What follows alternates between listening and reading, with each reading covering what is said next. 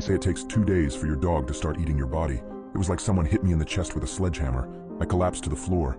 I must have hit my head on something because by the time I regained consciousness, my forehead was sticky with blood. My whole body felt sore. I could breathe, but only just barely. I was down in the basement cleaning that row of shelves that I had been putting off, so I doubt my neighbors heard me falling. The only thing that was home, and would be until the next morning, was my boyfriend's stupid dog, Cooper.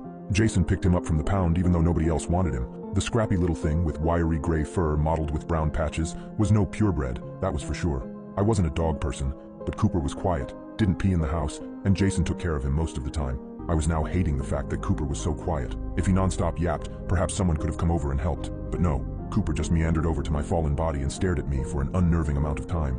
He didn't do anything. He just stood there, staring. I tried to make my mouth work, tell him to go get help, but all I could do was make this dull, gurgling sound. My tongue felt thick and unusable, and all Cooper did was stand there and stare. He finally approached me, sniffing my head and whimpering ever so quietly. His warm tongue lapped against my bleeding head, which stung at first, but it did feel better after a few licks. After he'd cleaned up the blood, he backed up, nuzzled at my neck, and whined again.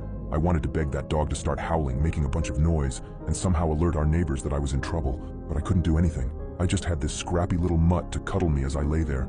Minutes ticked by. I could see the clock on the wall moving ever so slowly. I had to wait until Jason came home, I figured. He was going to be home tomorrow morning. I could last that long, right? I didn't feel like I was getting worse. I just had to wait it out. I could do this. I could live long enough for this. What I didn't count on was Cooper's lunchtime.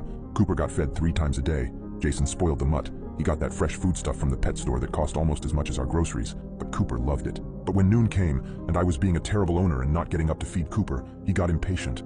His little claws clacked across the linoleum as he paced back and forth. He pawed at the fridge before returning to my side with his little whines. Why wasn't I feeding him his lunch? He was clearly going to starve to death, even though I'd given him his breakfast. A half hour past his lunch, Cooper growled.